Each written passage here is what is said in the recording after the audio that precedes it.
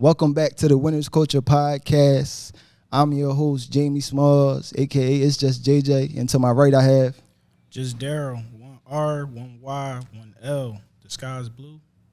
And to my left, I have... Blondie.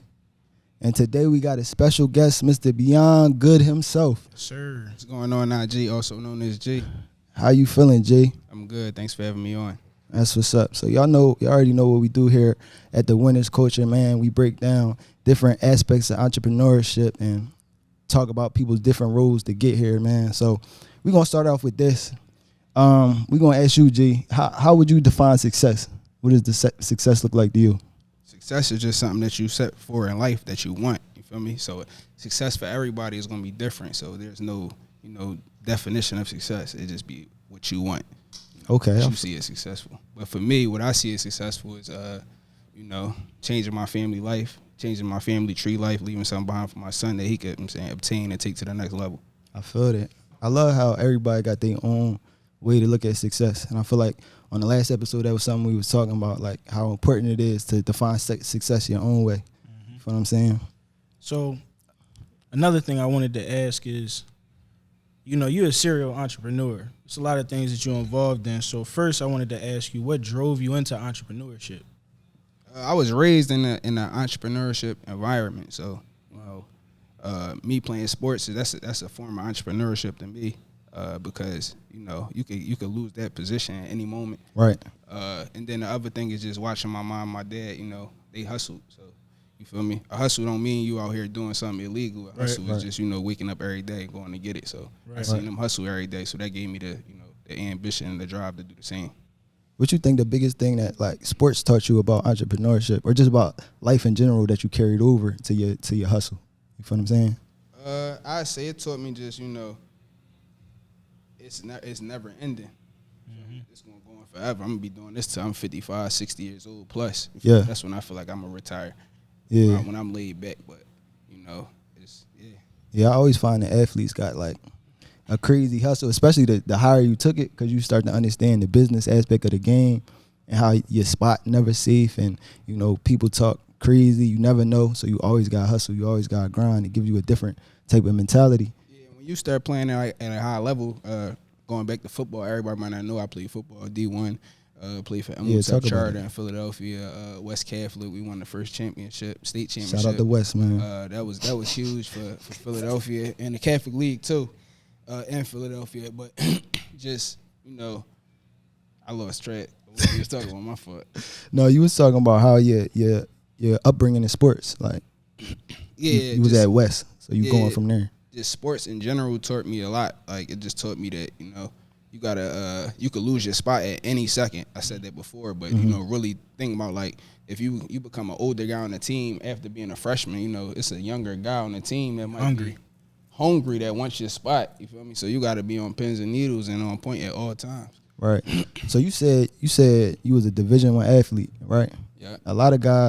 I know a lot of guys aspiring to be that right now. Yeah, I'm sure a lot of guys aspiring to be that. You feel what I'm saying? What did it take to become that? And once you become that, was it everything that you thought it would be? As a young boy dreaming of playing the game on Saturdays, was that everything you thought? Yeah, for sure. I really enjoyed that. That was a special moment in my life. I talk about that every day. I got a memory from that every day. Yeah. You feel me? So just to get there, it took a lot. Like a lot of people don't understand. I had one scholarship offer, and being I say the year before I graduated, it was 2 guys from Emilton that went D1. So, salute to them. I don't like when people make it seem like my year was the first ones to do something special, because I was on that team with guys that did something special and they went on to the next level. But also we had somebody go from JUCO, go big time USC, Gerald Bowman. So that was big too. That was an aspiration to everybody on that team to do that too. Shout out to him. But actually, I used to do whatever it took to get to that next level. I was emailing coaches. If I go on my email today that I still use, I email. You talking about in high school, right? I emailed 1,000 coaches. Like, and that's what they don't understand.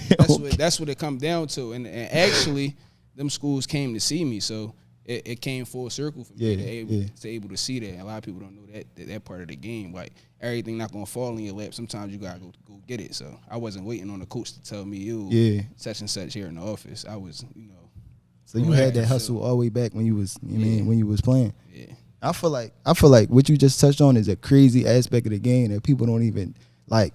You see people play, but they behind the scenes, contacting coaches, going to practices, going to camps in the summertime. You feel what I'm saying? Going to them, what's them 7-on-7 John? 7-on-7. 7-on-7. I just was talking to my friend of mine, Dave Williams, about Rutgers. We went out to Rutgers probably like our sophomore year. That was like crazy. We got to see guys like Stephon Diggs, who was a 5-star when we was sophomores in high school. Yeah. So that's somebody I guarded, at a 7-on-7. So that opened my eyes to it. If I could guard him now, you feel me? I see him go and become second, third round draft pick. Mm-hmm. Yeah. Why can't I? Yeah. So it just was cool. That was another great experience and give me motivation. I know all the guys that was there too, it motivated them too. So I feel like you talked about how you went and got it as an athlete. How that translate into like your business, like the business that you. Matter of fact, can you tell us about what you doing now after I feel like before I gotta tell you about like the process. I feel like I should tell you the process of being an athlete, a day in and day out, so I could tell you how it translates to what I do today. Yeah. So just a typical day as a Division I athlete, it's different than high school and before that, but once it get to the next level, it's every day a job. So we had to wake up 6 a.m., breakfast, check in. You feel me? If you're not there, it's repercussions for that. You feel me? After that, you got you might have lift. Yeah.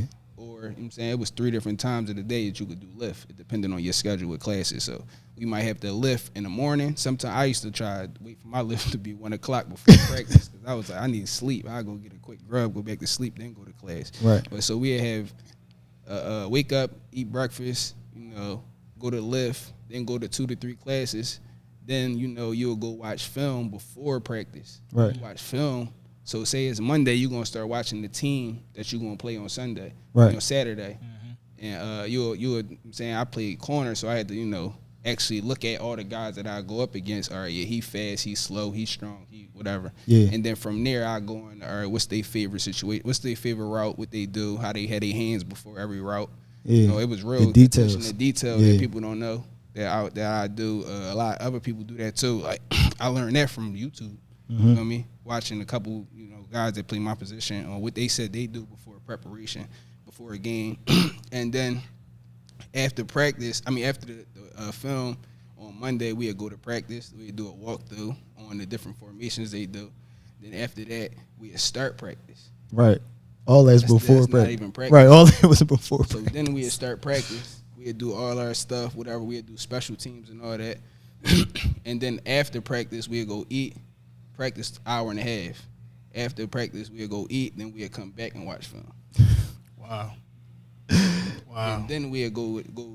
If you had class after that, you'll go to class. They might let you leave film early. You had to set up a time with your coach to watch it again. Yeah. With you and the coach. And then you'll go home and do whatever you did. So when they got to that point, I stopped watching TV and all that because it was like too much. I wanted to call home, talk on the phone, do whatever I did. That was my personal time. Yeah.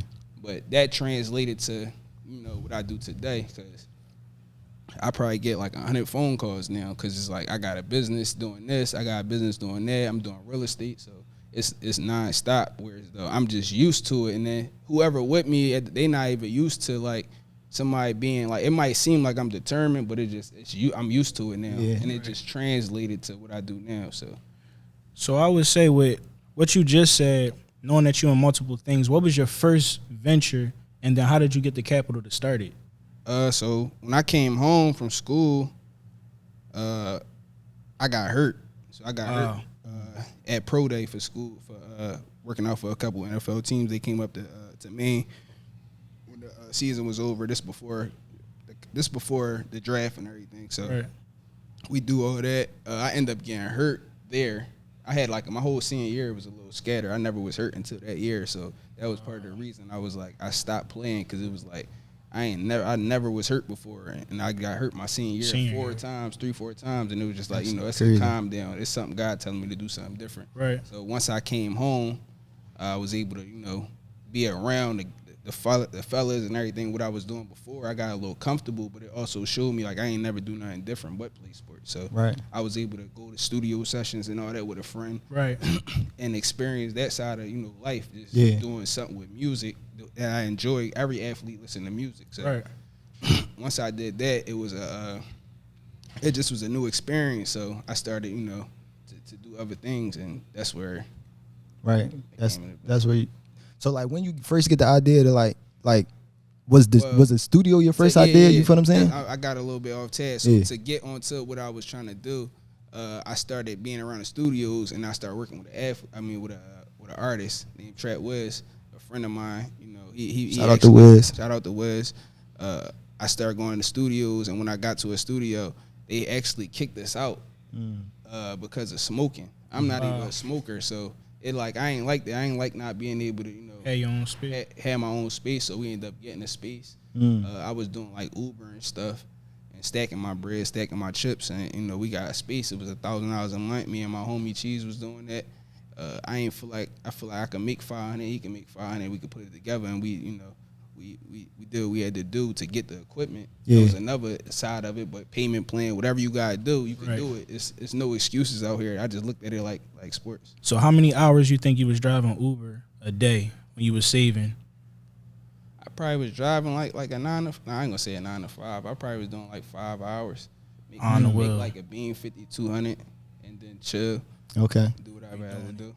Okay. Wow. So just for the audience, can you tell us like what? So we listed you as a serial entrepreneur, right? You got multiple different things going on. About to take a call right now. Like, sure. You got multiple things going on. Can you tell us about some of the things you got going on specifically right now? Right now, I recently just got my first investment property, so that's a whole, a whole lot thing, of attention real you estate. gotta pay attention Congratulations. to right now. Thank you. And also I do Toro on the side. That junk I ain't gonna lie, that junk I'm kicking my ass right now. Why you say that? Because you gotta get up 5, 4 in the morning sometimes. I'm actually doing the drop offs. Okay. So I'm meeting the people, but I like doing stuff like that because it feel like I could advertise whatever I gotta do. I meet them. How you doing? My name Najee. XYZ. That's what I do. I got a studio. We need a space. There's some good places to eat at. Right. It's a plug. I'm meeting people. Yeah. So I met a couple people who actually live in Atlanta who was like, yo, you want to take a car down here? I'm starting it down there, so you could put your car on my platform or whatever, or I can manage your car for you. So meeting people, that's probably like the number one thing I think all entrepreneurs need to do too, is meet people. Networking. So you said you got Toro, you got real estate, studio, and then you got a studio. Tell us about the studio. The studio, like I said, it started in 2019. So basically, we got kicked out of another studio we was using, and then we started using like a little room on Girard. It was a storefront, so we thought it was so much different because every studio was like in a warehouse building. But we ended up in a warehouse building. Right. So that situation, then like we had to separate. Move on from that situation. End up finding this one, and just turned up. You feel me? So this studio called Studio 524, right? Where? Studio 524 Philly. We in the Kensington section of Philadelphia, 3400 Aurora Street, zip code 19134. If you need to find it, we on Google. Here we go. We on Instagram. We on Twitter. But I preferably tell you to go on Instagram and find us. How you come up with that name? It was the location of the first studio, so it was on 524 West Girard. Okay. And I remember we was like, yo, what's the name going to be? What's the name going to be? And I was just like, going back to college, I remember that, with marketing, it's the easiest name to remember is something with 3 numbers, 3 letters, or just 3 syllables. Wow, period. Look at the degree paying off. Yeah, that's probably one of the only thing you remember. It was the naming part, but hey. Yeah, I feel that. So it's Studio 524, right? So you said it's a music studio. What else? More than a music studio, it's actually a one-stop shop for all creative. So right now we have a photography side. This photography side, videographers could be here. We got memberships for videographers. We got no engineer fees for the studio side. We got 3 studios over there. So if you're not an engineer and you just an artist, you want to bring your engineer with you, you can for a cheaper rate. I'm saying details is on the page, Studio 524 Philly.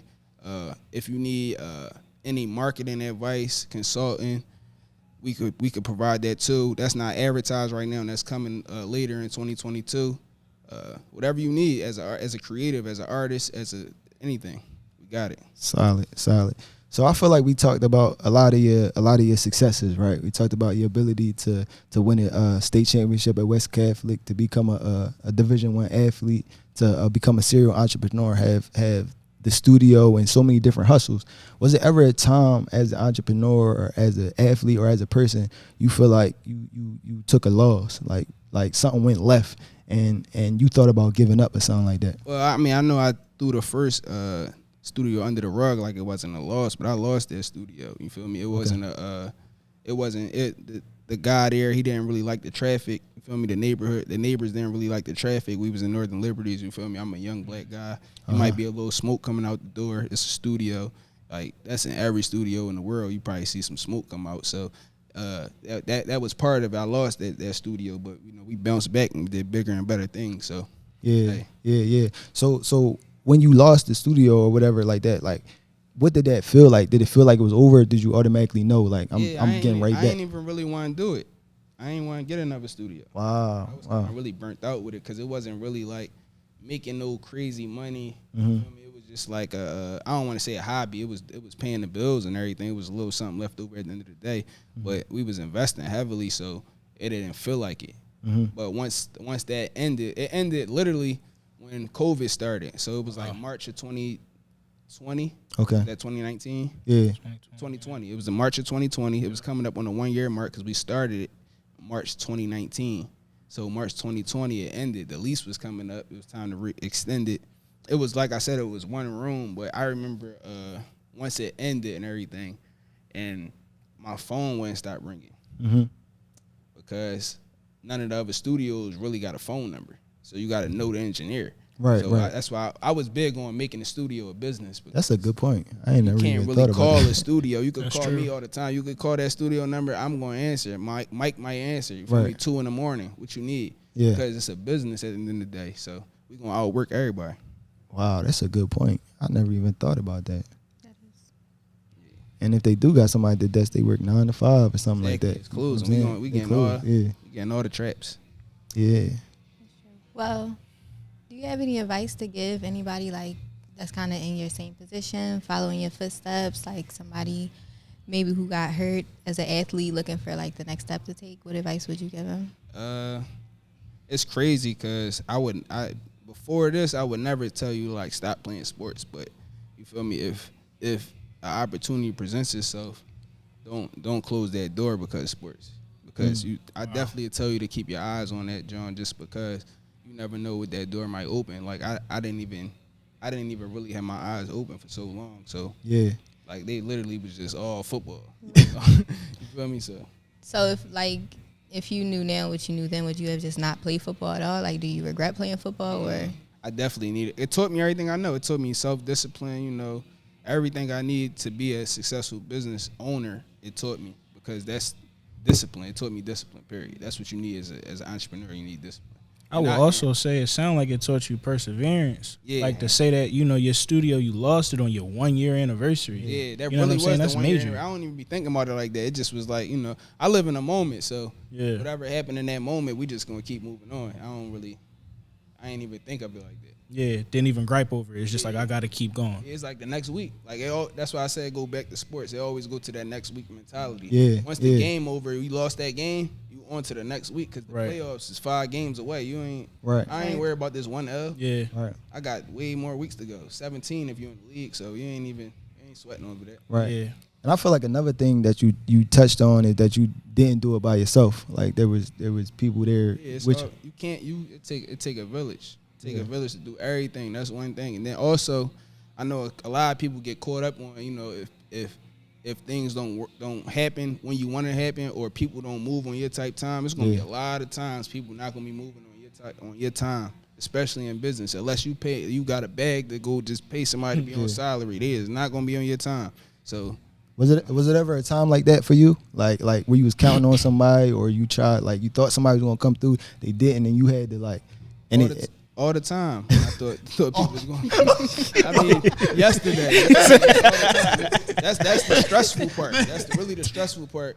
because it's no guarantee. You gotta do what you gotta do. Right. So you just got the mentality like if they don't come through, I'm gonna figure out how to make this thing work. I just always feel like I'm gonna figure it out. I feel like that's one of my good, like one of my strengths. Yeah. I'm a problem solver. Yeah. That's being a problem solver gets you a lot of things in life. Yeah.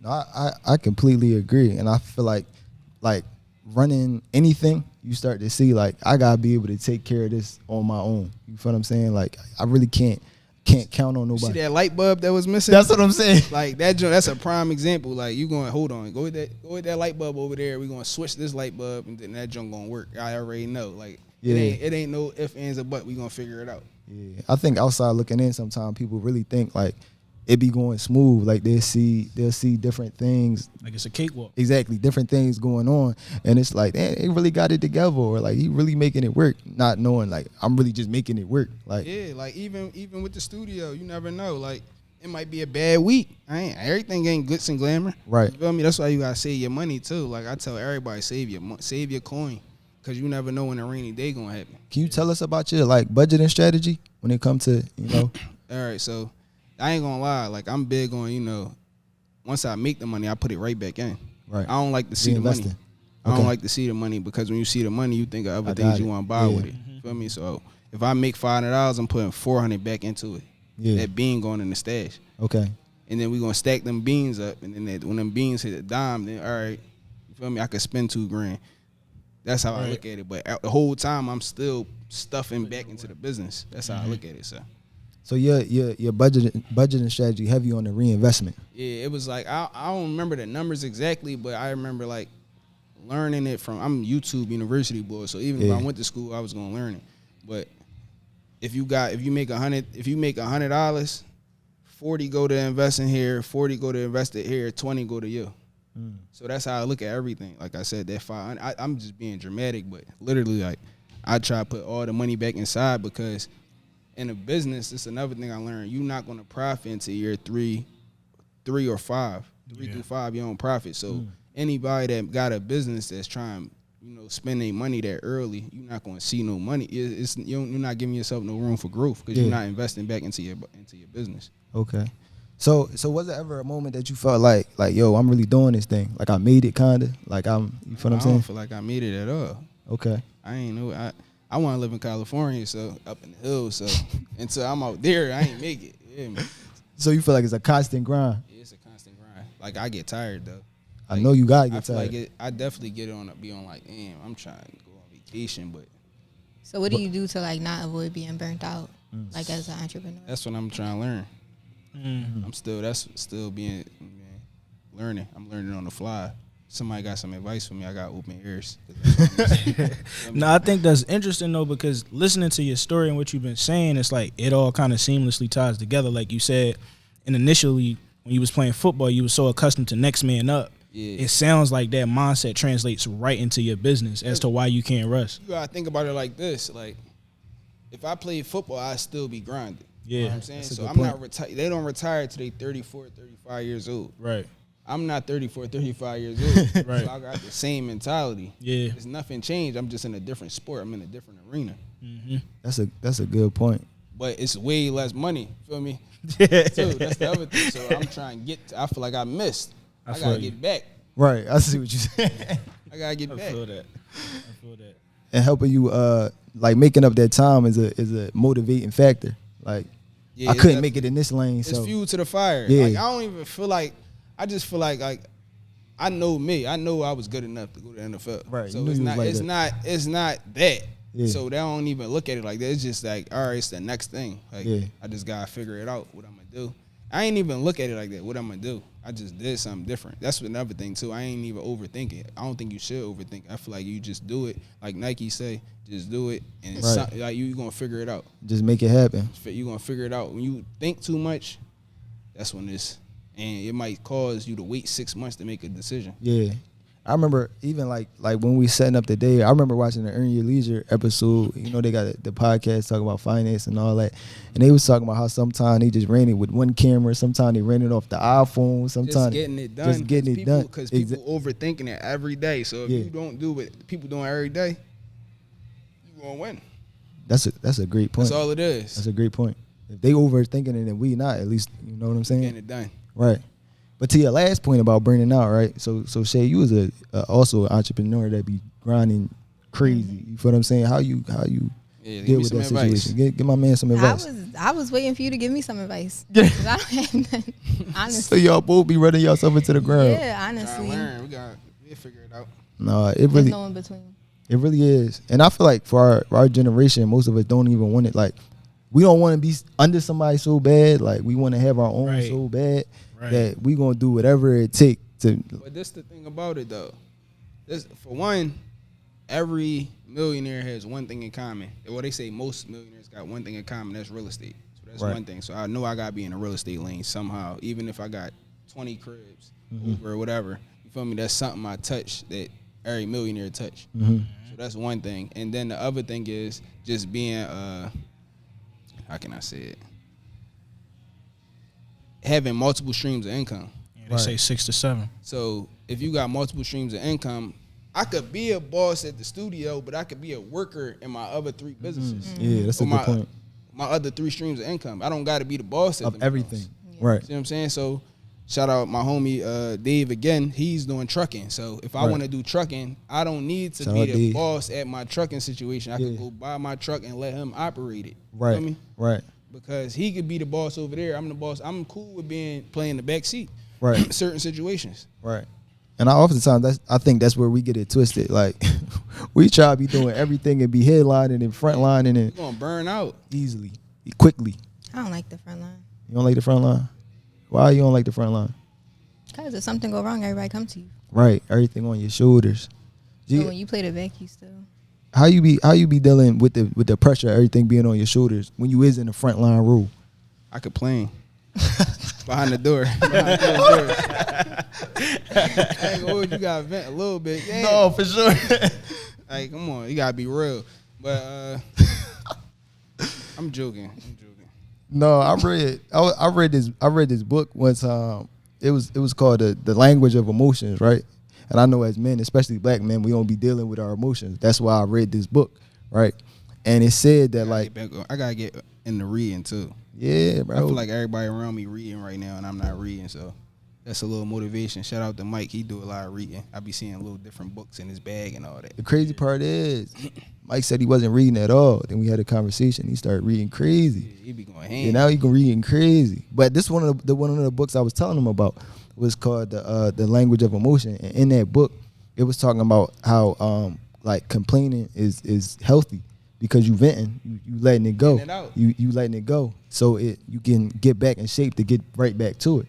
When you holding it in, then that's when it causes turmoil in yourself, and you become stagnant. You stop. You know what I'm saying? You stop trying to work. You get your little complaints out. People understand. You got the right people around you. They understand. You get right back to it. Yeah. You feel what I'm saying? I like that. Yeah, you definitely need a healthy release. You can't just hold it in. You implode that way. You know what I mean?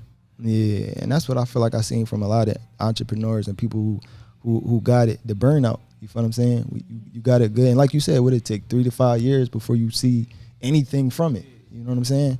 So it's like, it's crazy because you might see the bread stack up, but that you still in the red. right, Yeah. right, You know what I'm right. saying? That's a good Right. You point. spent 10,000 or you spent 50,000, but your account see 50, but you spent rent that whole year. You seen this your whole Yeah, year. You never. That's not no money. Right. You already spent all that. Right, right. 2 times, 3 Right, times. You feel right. me? To get to that point, so you still in the red until you. I feel like that's how people do FanDuel. You feel what I'm saying? They be betting, right? Yeah, but you in the red. And they hit one day. I'm done with the scene. I had a whole little situation with them. I'm cool. You feel what I'm saying? You hit one day and they come up, you hit for $300, something like that. Oh, they still got your bread. You got to hit for $1 million. Right. Yeah. You go Right. to the You go in the joint. red. Yeah, You you go go in to the the red. joint. You done spent $1,000 over the years. So you happy you came up to 3, but you But spent you spent $1,000. 1,000. I think it's also like I keep going back to this, but it really make a lot of sense when I'm thinking about what he said. Like even the fact that he was talking about stashing and reinvesting when he lost the first studio, that probably helped him to be able to move so quick on to the next job because he wasn't messed up because he budgeted correctly. So I think that's a good lesson to take away too. Yeah, What I'm he big said. on. I ain't gonna lie. I ain't even say that. I'm big on financial literacy. Like, Okay. I just feel like us as black people, that's where we a little behind it. I agree. You feel me? Because I went to school with a predominantly white school. Okay. I don't like literally like 98%. Mm-hmm. It was like no more than 20 black people. I remember up there. Okay. The whole 5 years. Okay. So, and just hearing stories from them on how they able to get their money sent to them from their family and all that, it was different. You feel me? Like they mom bought them a car to do this. One of my teammates had 2 cars In college. He had a truck and a car. Like, come on, bro. Totally different situation. Right. So it's just like, come on, bro. like, no, like shout out to him, shout out to his family and how they did it. But that's like, you feel me? Yeah. That's how I want to be able to leave a legacy for my son. Right. Yeah. You feel me? We ain't worried about gas money. We ain't worried about this. You going to school. If you want to go to school, it's because you want to have the experience. But I'm gonna be able to give you the knowledge anyway. But you gonna be able to read these books coming up. But you don't gotta go to school neither. But it'd be more so for the experience to be around people you never imagined to be around. Because I never imagined to be up there. So Right. That's true. Yeah, one of my close homies actually, he told me like his strategy for sending his kids to school, like the same thing you were saying. When he sent his kids to school, he want to buy the real estate that they live in. So after they stop living there, they still getting that. They still getting that from the other students. You see what I'm saying? It's crazy because I've been trying to do the real estate stuff, but I wasn't ready to do it. Actually, shout out to Newt, the entrepreneur too. I took his course too. Shout out to him. Right. That's how I learned some of the real estate stuff. My dad do it too. He been doing it 20 years. But I feel like when I want to go to my pop to learn, I want to already know something. Okay. So it ain't like I'm nagging him. You feel me? Like, listen, I got a crib. That's what I did to him. I bought a crib. Okay. Come on. And now he helping me. He assisting me. But I already know some of the stuff. Right. So now he got his team for me. Come on. So Right. now I went to him already with the crib and all that. So Okay. feel me? But shout out to Newt for I took his course back in November. I think October. And that John helped me where I'm at today. That's love. That's what's up. Well, we about to get out of here, but before we get out of here, I just want to know, like you said, Newt, is there any other like lessons or financial literacy people that you could tell the people to tap into? You know, YouTube that helps University. you. You know what I'm saying? Google it. Google it. Everything on there. That's what you did. I just Googled it. It wasn't. I can't even tell you one person. I Okay. can tell you Newt because I took his course. And that John, it was insightful. So I learned a lot from it. You feel me? It's stuff I knew, but it dug deeper on the stuff that I was aware of. Oh, all right. Sound like go get it. Right. Go get it. Right. You gotta Don't waste find no that. time. Don't make no excuses. Go get it. The research is there. Go get it. That's what he said. All right, y'all. G, I appreciate you for rocking with us today. Definitely. You feel what I'm saying? Like, comment, subscribe. As always, we the Winners Culture Podcast on Instagram, Studio 524 Philly on Instagram. To my right Knock on Wood Productions. You can follow me on Instagram. and to my left. Blondie, _. All right, forget y'all. it. We holla at you.